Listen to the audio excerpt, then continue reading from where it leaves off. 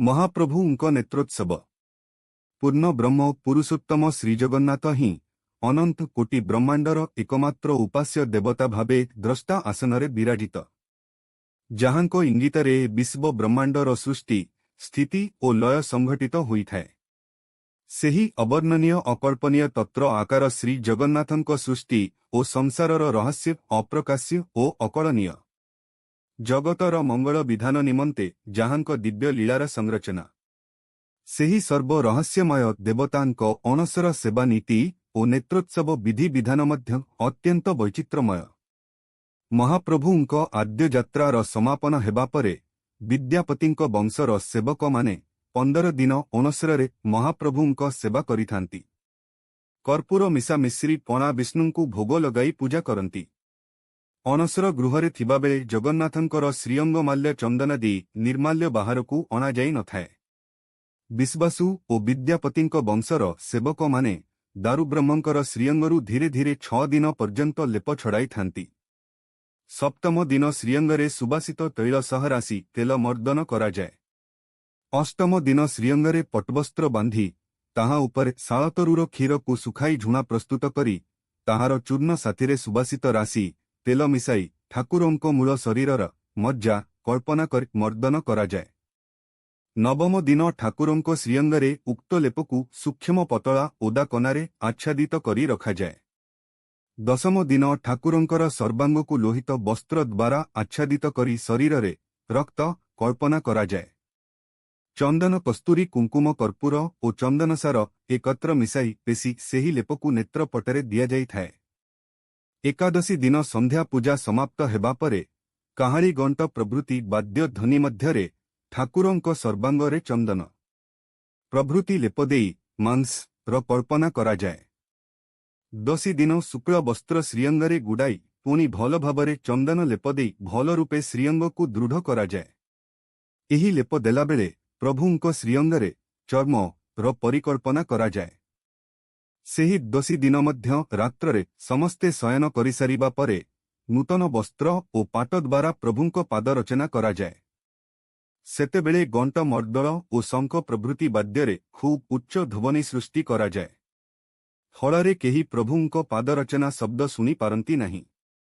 ଏହାପରେ ଗଜପତିଙ୍କ ପ୍ରତିନିଧିମାନେ ପ୍ରଭୁଙ୍କ ଶ୍ରୀଅଙ୍ଗରେ ଅତି କଠିନ କର୍ପୂର ଲେପ ଦେଇଥାନ୍ତି। ତ୍ରୟୋଦଶୀ ଦିନ କୁଶଳୀ ଚିତ୍ରକରଙ୍କ ଦ୍ୱାରା ଠାକୁରଙ୍କ ଶ୍ରୀଅଙ୍ଗକୁ ନାନା ବର୍ଣ୍ଣରେ ରଞ୍ଜିତ କରି ଲୋମର ପରିକଳ୍ପନା କରାଯାଇଥାଏ। ଚତୁର୍ଦ୍ଦଶୀ ଓ ଅମାବାସ୍ୟା ଏହି 2 ଦିନ ଚିତ୍ର ବିଚିତ୍ର କର୍ମ ଯଥାବିଧି କରି ପ୍ରଭୁଙ୍କ ଶ୍ରୀଅଙ୍ଗରେ ଚନ୍ଦନାଦି ଲେପ ଦିଆଯାଏ। ତାପରେ ଅଣସର ଘରୁ ଠାକୁରଙ୍କୁ ବାହାରକୁ ଅଣାଯାଏ। ଅମାବାସ୍ୟା ରାତ୍ର 3 ଗଡ଼ି ଉତ୍ତାରୁ ଆଚାର୍ଯ୍ୟ ସ୍ନାନ କରି ପଟ୍ଟ ଆରୋପିତ ଦେବତାଙ୍କୁ ବିସର୍ଜନ କରିଦିଅନ୍ତି। ଖଟ ଉଠାଇ ତାଟି ଖୋଲି ଠାକୁରଙ୍କ ସମ୍ମୁଖ ସ୍ଥାନ ଧୟ ତ କରାଯାଏ। ଠାକୁରଙ୍କ ଆଗରେ 2ଟି ଛତ୍ର ସହ ଘଣ୍ଟାଦି ଧ୍ୱନି କରାଯାଏ। ଗୀତ ନୃତ୍ୟ ଓ ବାଦ୍ୟର ଆସର ଚାଲେ। ଏହି ଧ୍ୱନି ମହୋତ୍ସବ ମଧ୍ୟରେ ପୂଜକ ଠାକୁରମାନଙ୍କର ନେତ୍ରପଦ୍ମରେ 2ଟି ନେତ୍ର ପ୍ରଦାନ କରନ୍ତି। ଏହାକୁ ନେତ୍ରୋତ୍ସବ କୁହାଯାଏ। ଏହି ସମୟରେ ଗଜପତି କିମ୍ବା ତାଙ୍କ ପ୍ରତିନିଧି ଉପସ୍ଥିତ ରହିଥାନ୍ତି।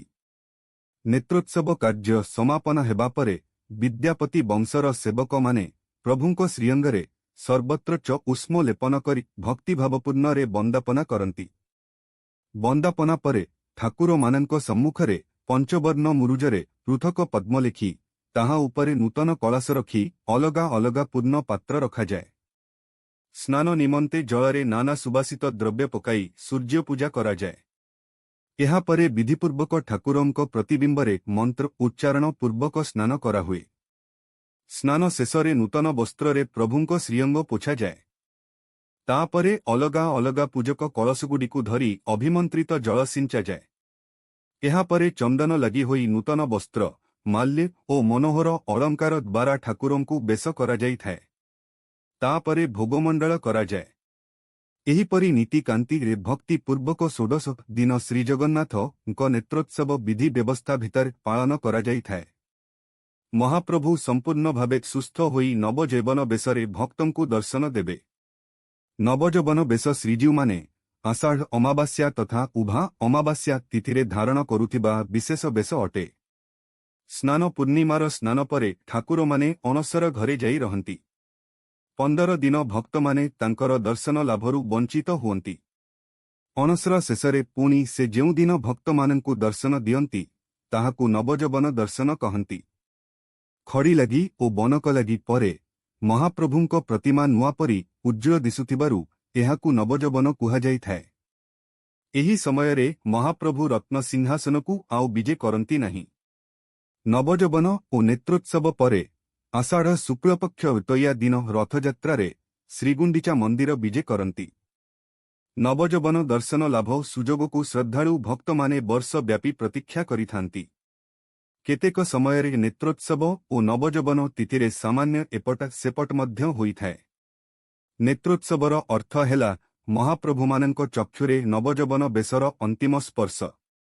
ତାପରେ ପତିତପାବନ ଯାତ୍ରା ପାଇଁ ଆରମ୍ଭ ହୋଇଯିବ ସମସ୍ତ ପ୍ରସ୍ତୁତି ପର୍ବ। ଶ୍ରୀଜଗନ୍ନାଥ ହେଉଛନ୍ତି ପରଂବ୍ରହ୍ମ। ବିଗ୍ରହଠାରେ କୋଟି କୋଟି ଭକ୍ତ ଦେଖନ୍ତି କୋଟି କନ୍ଦର୍ପର ମଦନମୋହନ ରୂପ। ସବୁରି ଭାବର ଉର୍ଦ୍ଧ୍ୱରେ ସେ ନୀଳାଚଳିଆ ଠାକୁର। ଘୋଷଯାତ୍ରାର ଅବ୍ୟବହିତ ପୂର୍ବରୁ ସମଗ୍ର ଶ୍ରୀକ୍ଷେତ୍ର ଉତ୍ସବମୁଖର। ଏହି ଦିବ୍ୟ ମୁହୂର୍ତ୍ତରେ ପରମ କାରୁଣିକ ଦୟାମୟ ବିଶ୍ୱବିଧାତା ସମସ୍ତଙ୍କର ମନୋବାଞ୍ଛା ପୂର୍ଣ୍ଣ କରନ୍ତୁ। ଏତିକି ପ୍ରାର୍ଥନା। ଜୟ ଶ୍ରୀ ଜଗନ୍ନାଥ। କାହ୍ନୁ ଚରଣ ପାଣିଗ୍ରାହୀ ସତ୍ୟବିହାର ରସୁଲଗଡ଼ ଭୁବନେଶ୍ୱର। सब चैनल को सब्सक्राइब कले कि जदि करना एबे सब्सक्राइब करनियंतु। एभली दिव्य सीरीज आध्यात्मिक पौराणिक साहित्य गल्प कविता तथा ओडिया भाषा और संस्कृतिर समृद्धि पाई एही यात्रा रे शामिल होई बहुल मात्रा रे लाइक कमेंट और शेयर करंतु। जय जगन्नाथ।